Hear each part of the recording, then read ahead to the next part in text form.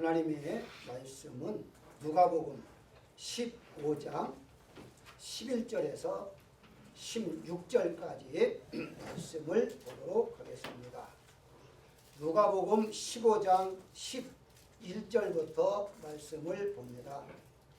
또 이르시되 어떤 사람에게 두 아들이 있는데 그 둘째가 아버지에게 말하되 아버지여 재산 중에서 내게 돌아올 분깃을 내게 주소서 하는지라. 아버지가 그 살림을 각각 나누어 주었더니 그 후 며칠이 안 되어 둘째 아들이 재물을 다 모아가지고 먼 나라에 가 거기서 허랑방탕하여 그 재산을 낭비하더니 다 없앤 후 그 나라에 크게 흉년이 들어 그가 비로소 궁핍한지라.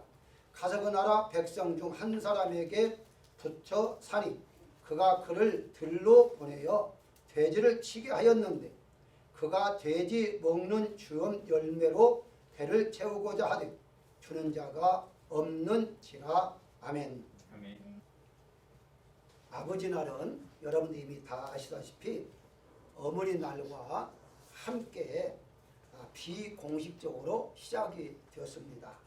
1910년도에 시작이 되었는데 어머니 날은 일찍이 공식적으로 제정을 했지만 아버지 날은 1972년도에 가서야 공식적으로 제정이 됩니다. 시작이 한 110년이 됐는데 공식적으로 출발한 것은 약 한 50년이 넘었다. 이렇게 이제 보시면 됩니다. 그 여러 나라들이 다 어버이 주일 혹은 특별히 미국은 아버지 날을 따로 이렇게 한 것도 아버지, 어머니만 아니라 아버지도 기억을 해달라 하는 의미로 그렇게 만든 것 같습니다. 자녀가 부모를 공경하게 하는 것, 특별히 아버지를 공경하게 하는 것은 아내의 목도 좀 있다. 이렇게 이제 보시면 됩니다. 일반적인 사람들이 남편을 바라볼 때에 덩어리라는 시리즈로 바라본다고 합니다. 덩어리라는 시리즈가 뭐냐? 남편을 집에 두면 근심 덩어리가 되고 밖에 같이 나가면 골치 덩어리가 되고 마주 앉아 있으면 원수 덩어리가 되고 며느리에게 맡겨놓으면 구박 덩어리가 되고 혼자 내보내면 사고 덩어리가 된다. 그래서 아내들이 남편을 덩어리로 인식하니까 자녀도 아버지를 우습게 본다라는 말이 있습니다. 따라서 아내가 남편의 길을 조금 살려주어서 자녀가 아버지를 잘 섬길 수 있도록 해주는 것도 현명하다. 이렇게 말씀을 드릴 수 있습니다. 사실 성경에서는 어머니보다는 아버지에 대해서 많이 더 언급하고 있습니다. 아버지의 말을 잘 따라야 한다. 특별히 잠언서 1장 8절에 보게 되면 내 아들아 내 아비의 훈계를 들으며 라고 말하므로 아버지의 가르침을 잘 들어야 한다라고 분명히 말씀하고 있습니다. 아버지 날은 해년마다 보겠지만 어머니 날에 비해서 너무 소홀하게 지날 것 같습니다. 여러분들이 길거리에 봐도 어머니 날은 꽃파는 사람들이 많은데 아버지 날은 꽃파는 사람도 많지를 않아요. 그 정도로 아버지 날은 그냥 지나가는 것 같아요. 그래서 설교라도 우리가 아버지를 좀 위로해주고자 하는 마음으로 오늘 아버지와 아들이라는 제목으로 본문을 통해서 은혜를 나누고자 합니다.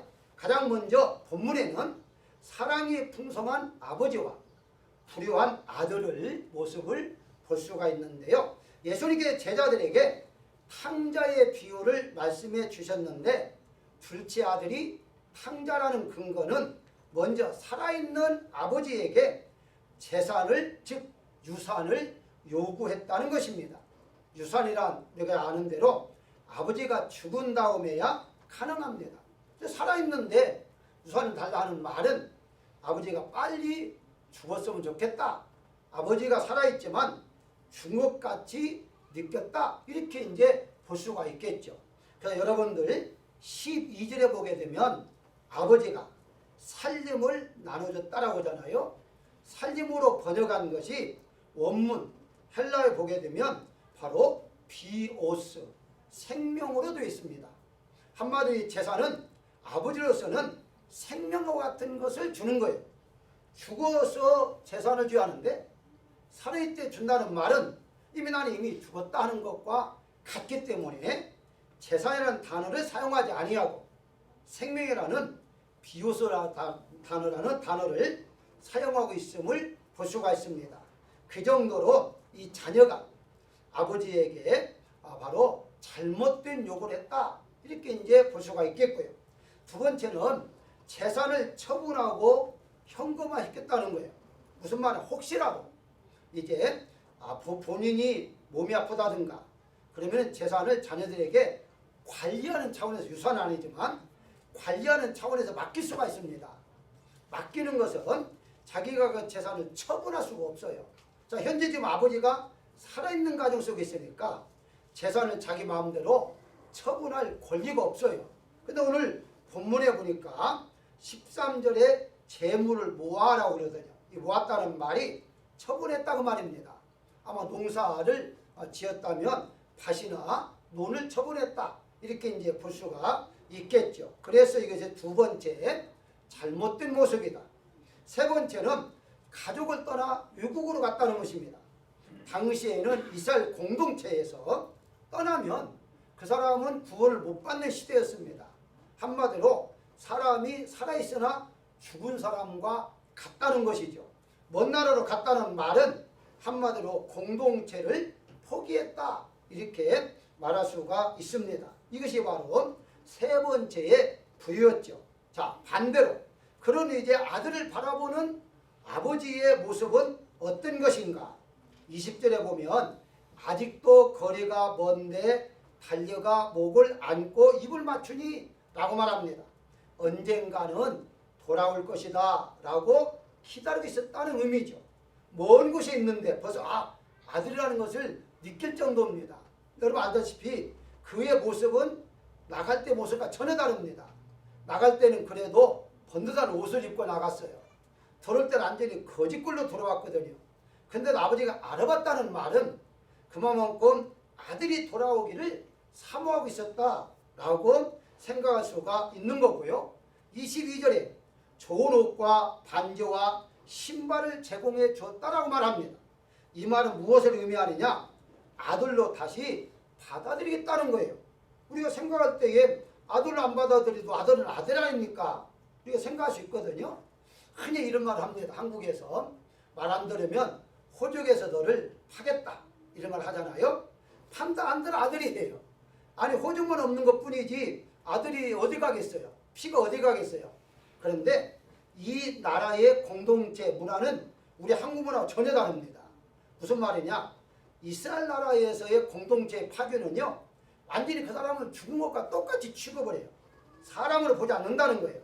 그래서 신명기 21장 18절에서부터 이후에 보게 되면 자녀가 부모에게 순종하지 않는다면 성읍의 모든 사람들이 모여서 돌로 쳐 죽이라 라는 법이 있습니다. 그 말은 무슨 말이냐? 아버지 말을 듣지 않으면 바로 쳐 죽여도 사람이 아니니까 괜찮다, 이런 법까지 만들었어요. 이 법을 케차차라고 발음을 합니다. 이 케차차라는 이제 의식은 바로 죽이는 거예요. 자, 그런데 이 아들은 지금 해외로 나갔잖아요. 나가기 때문에 실질적으로 죽일 수가 없으니까 의식만 추는 겁니다.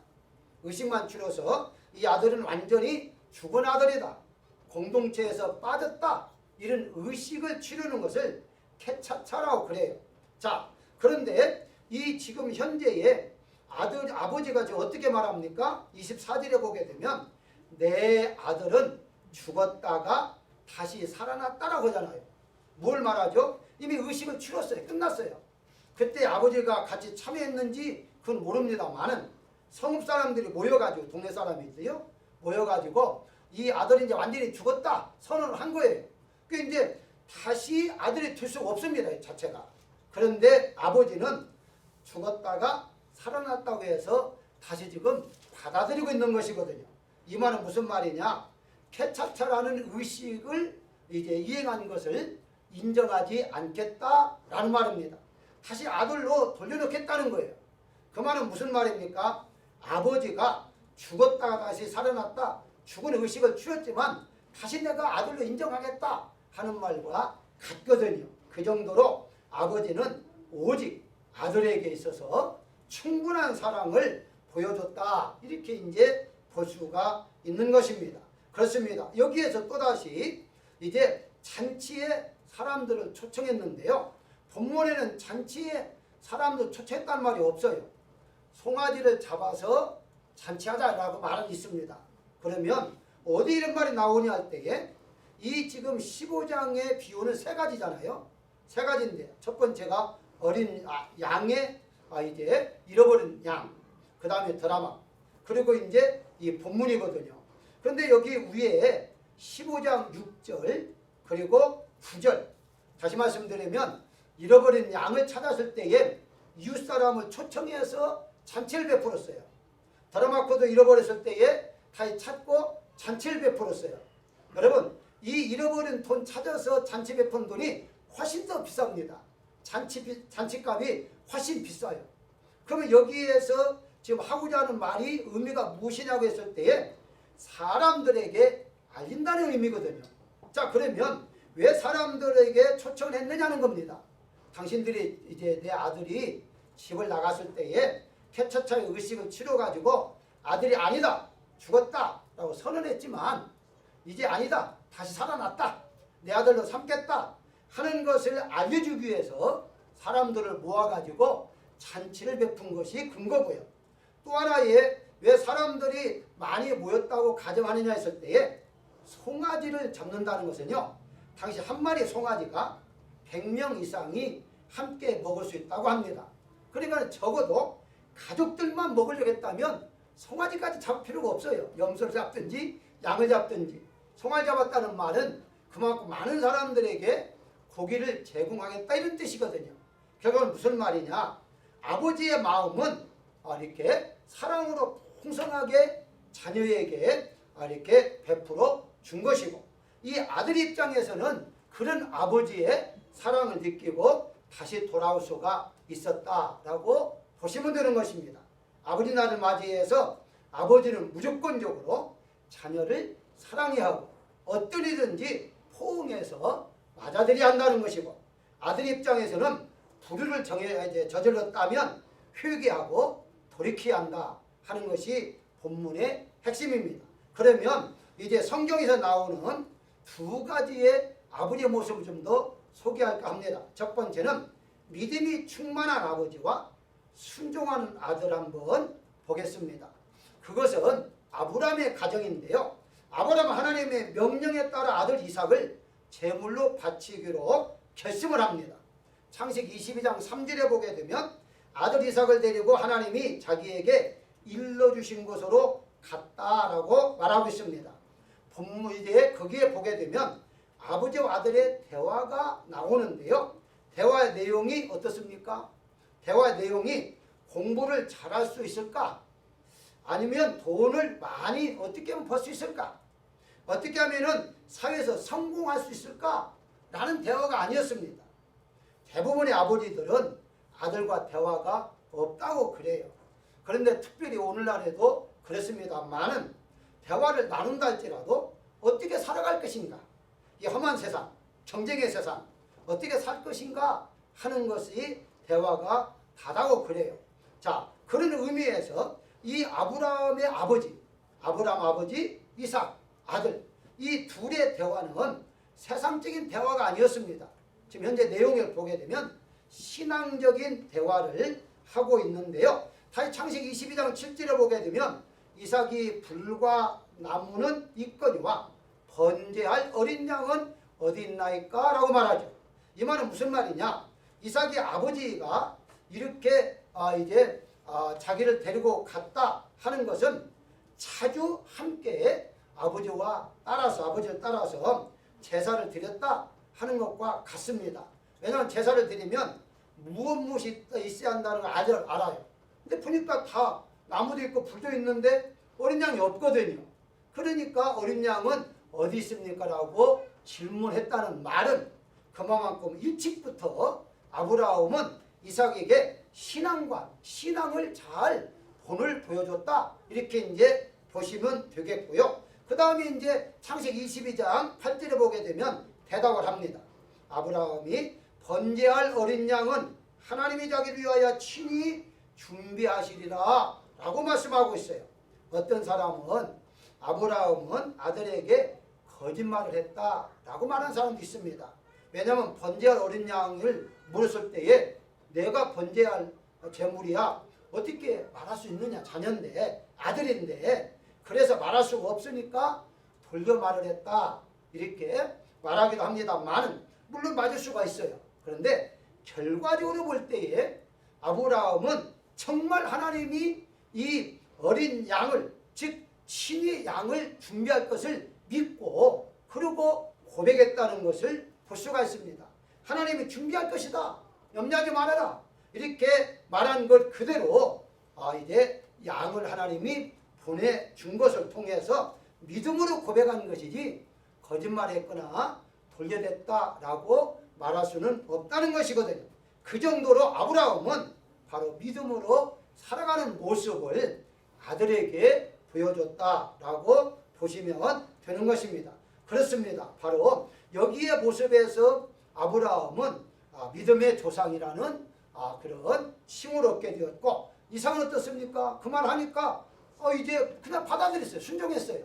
어떻게 그럴 수가 있는가 라는 의문을 제시하거나 이러지 아니하 그대로 순종함으로 말미암아 나중에 이삭은 예수 그리스도의 예표가 되었는데요. 빌립보서 2장 8절에 사람의 모양으로 나타나사 자기를 낮추시고 죽기까지 복종하셨으니 그 십자가의 죽으심이라 라고 말하므로 이 예수님의 예표가 바로 이삭이었다. 이삭이 죽을 자리에 어린 양이 죽은 것처럼 예수님이 친히 어린 양으로 이 세상에 오셔서 죽으신 것이다 라고 해서 예표가 되었다 라고 말씀을 드릴 수가 있습니다. 그렇습니다. 아브라함의 가정은 아버지로서의 신앙을 잘 이렇게 물려주었고 아들은 아버지의 말씀에 잘 순종하는 가정이었다라고 볼 수가 있겠고요. 두 번째의 가정을 소개를 한다면 권력을 지키는 아버지와 양보하는 아들, 즉 세상적인 모습을 한번 생각해 보겠는데요. 사울왕의 가정입니다. 사울왕이 다윗을 죽이려 했던 것은 자신의 왕권을 지키고 아들 요나단에게 물려주고자 했던 그런 마음이었습니다. 자신의 유산을 자녀에게 물려주는 마음은 세상의 모든 아버지의 마음이라 라고 말할 수가 있습니다. 어떤 아버지든지 자기가 가지고 있는 것을 자녀에게 주고자 하는 마음은 다 가지고 있어요. 그게 바로 사울왕의 마음이었어요. 사울왕의 마음이 잘못된 것이 아니었습니다. 자, 그러다 보니까 이제 인기가 다윗이 더 많단 말이죠. 다윗을 놓아두면 왕위가 아들에게 물려갈 수가 없다는 것을 알기 때문에 다윗을 죽이려고 했어요. 그런데도 요나단은 다윗 편에 있어서 자꾸 도와줍니다. 이게 뭐 속상하니까 하루는 불러가지고 이제 사울왕이 요단에 말합니다.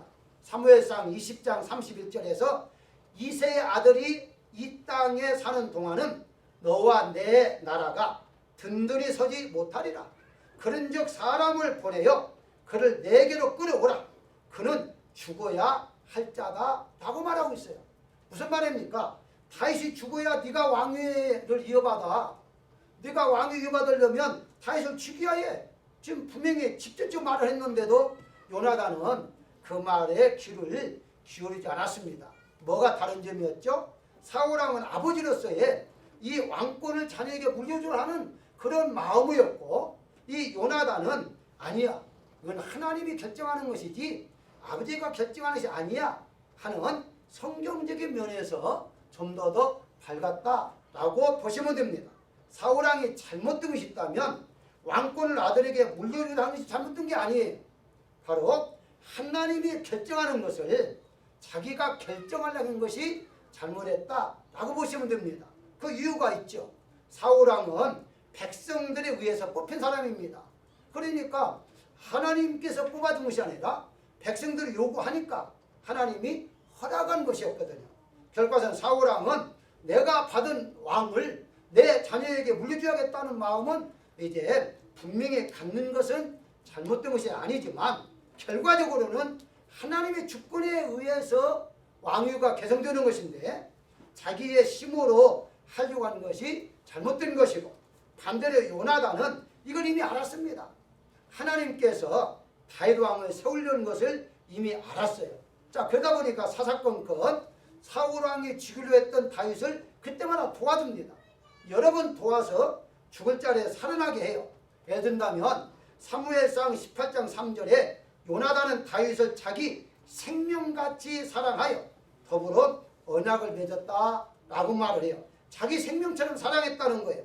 사무엘상 20장 4절에 보게 되면 요나단이 다윗에게 이르되 내 마음의 소원이 무엇이든지 내가 너를 위하여 그것을 이루리라 라고 말하고 있습니다. 무엇을 말하죠? 이미 요나단은 다윗이 왕이 되려는 소원이 있었어요. 다윗이 정말 억지로 왕이 되려는 것이 아니잖아요. 다윗은 어렸을 때 이미 기름 부음을 받았단 말이죠. 그러니까 하나님이 소원을 주어서 그 소원을 이루어가는 것이기 때문에 요나단이 그것을 이미 알고서 하나님께서 다윗을 왕으로 세워주시는가 보다 생각하고서 어떤 면에서든지 너를 위해서 내가 충분히 도와주겠다 이렇게 생각을 하고 도왔던 것을 볼 수가 있습니다. 얼마나 요나단이 다윗을 이렇게 도와줬냐 하면 요나단이 죽은 다음에 다윗의 고백이 나옵니다. 사무엘하 1장 26절에 보게 되면 나의 형 요나단이요 그대가 나를 사랑함이 기하여 여인의 사랑보다 더 승하다 라고 말을 하고 있어요. 여인이 자기를 사랑하는 것보다도 더 깊이 자기를 사랑했다고 흐느끼며 울고 고백하는 내용을 볼 수가 있습니다. 그렇습니다. 이 정도로 요나단이 다윗을 사랑하는 것은 하나님이 세우신 종이기 때문에, 하나님이 세우실 왕이기 때문에 바로 그를 그렇게 따르고 돕고 사랑했다라고 볼 수가 있는 것이죠.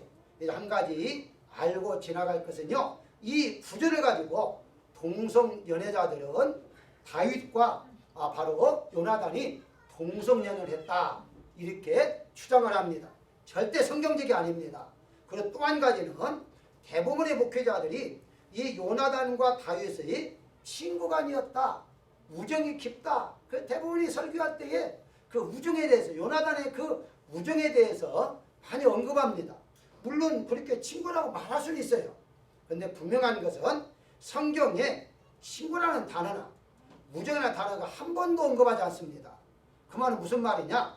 친구의 사이가 아니었다는 것이고, 또 한 가지는 적어도 나이 차이가 친구라 한다면 어느 정도 차이가 돼야죠. 그런데 작게 계산하면 15년, 많게는 20년입니다. 20년이라면 당시에는 결혼 일찍 했기 때문에 아버지 딸이에요. 그런데 어떻게 친구를 지냈겠어요?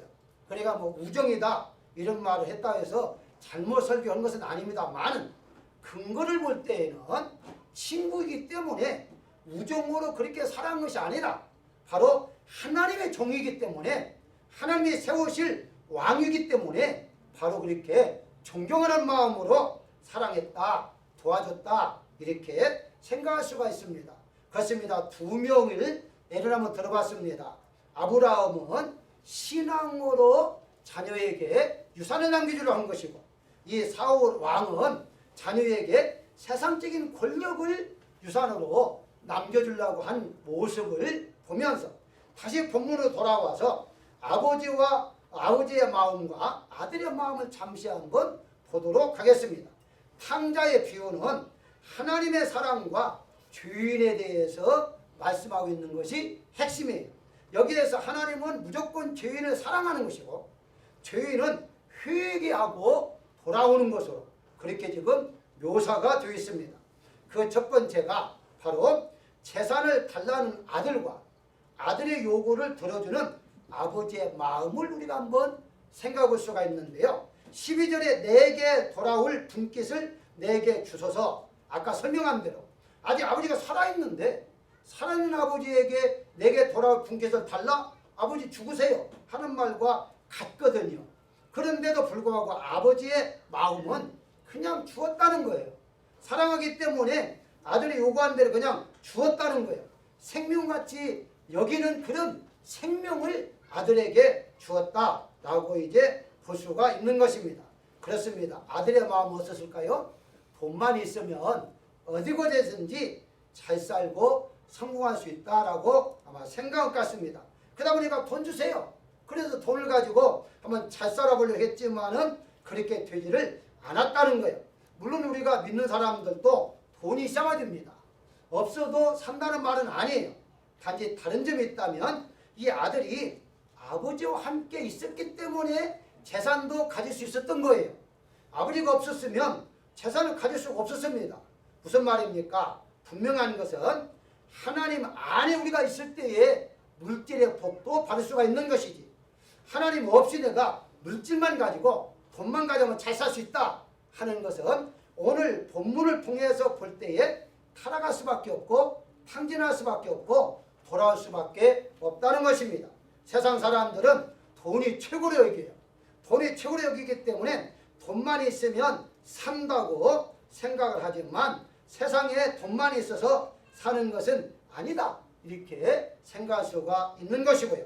두 번째는 아버지를 떠난 아들과 그 아들을 기다리는 아버지의 마음을 엿볼 수가 있는데요. 사실 13절에 보게 되면 아들이 재물을 모아가지고 먼 나라로 떠났다라고 그래요. 그런데 아버지는 계속 기다리고 있는 거예요. 아버지의 마음, 하나님의 마음은 우리가 빨리 하나님 앞으로 전적으로 돌아오기를 기다리고 계시는 모습이고, 우리의 이제 모습은 하루빨리 하나님 앞에 전적으로 맡기는 믿음으로 돌아가야 한다는 것입니다. 어떤 사람들은 믿기도 하지만은 세상적으로 사는 사람들이 많이 있어요. 세상적으로 살면서 세상의 맛도 하나님 앞에 내가 세상에 성공해야지 이거. 그러다 보니까 믿는 사람들도 세상에 성공한 사람 보면 부럽게 여기거든요. 믿음 안에서 하나님 믿으면 성공한 사람 오케이. 그런데 믿음 없이 성공한 사람 부러울 필요가 하나도 없다는 사실이거든요. 그걸 지금 본문에서 알려주고 있습니다. 그런데 잘 보십시오. 아들이 뭐라고 했습니까? 아들이 하는 말이 아버지의 이제 받아들이는 마음을 이해하지 못했어요. 왜 이해하지 못했느냐? 아버지들은 다 탕진했는데 왜 다시 받아들이냐 하는 거죠. 자, 이 아들이 처음부터 둘째 아들이 탕진하려고 한 건 아닙니다. 보게 되면 좀 더 돈을 좀 많이 한번 모아서 나도 독립적으로 한번 살아보자 아마 그런 생각을 가지고 있었던 것 같아요. 그런데 살다 보니까 그렇게 되지 않았어요. 왜냐? 세상 사람 돈이 최고잖아요. 그 돈이 최고니까 어떻게든지 돈을 벌려고 합니다. 그 다음에 사기도 치기도 하죠. 아마 여기에 근거가 30절에 보게 되면 아버지의 살림을 창녀들과 함께 삼켜버렸다 하는 말씀의 근거를 통해서 창녀들로 하여금 돈을 다 탕진한 것 같아요. 그러니까 이제 돈을 가지고 외국에 가니까 이제 외국에 있는 여자들이 이 둘째 아들을 보고서 오빠 나 이뻐 하면서 이제 아마 계속해서 돈 뺏어가는 그렇게 한 것 같아요. 그러니까 이제 뭐 오빠뽕이 남자들은 오빠 소리에 약하거든요. 그러니까 뭐 그냥 다 오빠다고 하니까 나이 먹은 사람 오빠고 나이 적은 사람 오빠고 자꾸 오빠다고 하잖아요. 근데 거기에 이제 돈을 좀 주다 보니까 아마 완전히 탕진한 것 같습니다. 어쨌든 이와 같이 바로 완전히 탕진을 한 것은 자기의 마음이 아니라 그 많은 세상의 유혹에 의해서 그렇게 탕진할 수밖에 없었다는 것입니다. 세상은요, 돈을 벌 수도 있지만 돈을 빼앗길 수도 있는 게 세상이에요. 세상이 게 만만치 않아요. 돈을 막 모으면 무조건 다 부자가 된다? 그럴 수 없어요. 그 사기꾼도 노리고 있어요. 거기에 또 지금 여기 창녀들처럼 여자를 또 노리고 있어요. 다 노리고 있습니다. 어떻게든 돈을 뺏어가지고 노리고 있을 때에 부자가 된다는 쉽지를 않았다는 것이거든요. 그걸 이제 둘째 아들은 깨달았던 것이고, 마지막으로 아버지는 기뻐하지만 아들은 주인임을 고백하고 있는 내용을 보게 되는데요. 21절에 나를 품꾼 하나로 보소서 라고 고백하지만 아버지는 24절에 죽었다가 다시 살아났다 라고 말하고 있습니다. 한마디로 말하면 아버지의 마음은 아들은 계속 그대로 아들이에요. 바로 하나님의 자녀였어요. 근데 하나님의 자녀된 우리는 때때로 하나님을 주고 의지하지 않고 세상적으로 한번 좀 살아보고자 하는 마음이 있을 수가 있어요. 근데 그게 실패를 본다는 데에 문제가 있는 것이거든요. 물론 하나님 떠나 성공한 사람도 있습니다. 그런데 하나님 떠나서 성공한 사람은요, 하나님 자녀가 아니에요. 제 믿음은 그렇게 생각해요. 무슨 말이냐? 정말 하나님의 자녀로 하나님 선택했다면, 세상에서 하나님 믿지 않고 세상에서 성공하게 놓아둔다면 언제 다시 돌아오겠어요? 그 하나님의 자녀다면 반드시 망하게 하지, 성공을 그대로 놓아둔 하나님 절대 아니에요. 망해야만 돌아오잖아요. 그 결과서는 하나님을 떠나서 성공한 사람은 하나님이 선택한 자가 아니다, 이렇게 볼 수가 있겠거든요. 어쨌든 그래서 하나님은 계속해서 우리를 진정한 믿음으로 돌아오라 라고 기다리고 있는 것이고, 우리는 내가 죄인임을 깨닫고 하나님 앞으로 돌아가야 하는데, 오늘 본문의 15장 7절에 보게 되면 죄인 하나가 회개하면 하늘에서는 회개할 것 없는 의인 아홉을 인하여 기뻐하는 것보다도 더하리라 라고 말씀하신 거예요. 우리가 회개하고 하나님 앞에 돌아가는 것을 하나님 그렇게 기뻐한다는 사실입니다. 그런데 죄송합니다만은 오늘날에 있어서는 교회가 점점 회개의 설교가 없어지고, 회개하라면 다 싫어하고 뭐 그냥 웃고 기뻐하고 즐거워하고 뭐 세미나식으로 이렇게 가는 경우들이 너무나도 많이 있는데요. 우리는 분명한 것은 내가 죄인임을 깨닫고 아버지 앞에 돌아가는, 하나님 앞에 돌아가는 그런 마음을 가져야 한다는 것입니다. 결론적으로 말씀을 드리면, 아니 아버지를 위로한다는 설교가 그 언제 위로가 나오느냐? 결론입니다. 결론이 뭐냐? 지금 제가 두 가정을 비교해 줬어요. 아브라함의 가정은 믿음의 가정으로, 사울왕은 세상적인 것을 나눠주려 하는 가정으로. 자, 그런데 아버지가 해야 할 의무가 있고 아들이 할 의무가 있잖아요. 우리 한국, 특별히 유교 사상에서는요, 아들이 자녀가 부모에게 할 건 너무 많아요. 제사를 지내야 하고 머리 하고 막 엄청 많습니다. 아버지가 할 것은 많지를 않아요. 그게 이제 세상적이에요. 유교 사상이에요. 근데 성경에서는요, 아버지가 할 것과 아들이 할 것이 동등합니다. 똑같이 말을 해요. 그러면 무엇이냐? 많이 있는 가운데 하나가 신앙이라는 거예요. 아브라함이 이삭에게 신앙의 모습을 보여주므로 아버지의 의무가 끝난 겁니다. 바로 오늘날의 아버지가 위로받을 것은, 내가 하나님을 잘 믿고 있다면 자녀에게 해줄 수 있는 의무를 다 하고 있는 거예요. 내가 물론 돈이 있어서 재산을 남겨줘도 좋겠죠.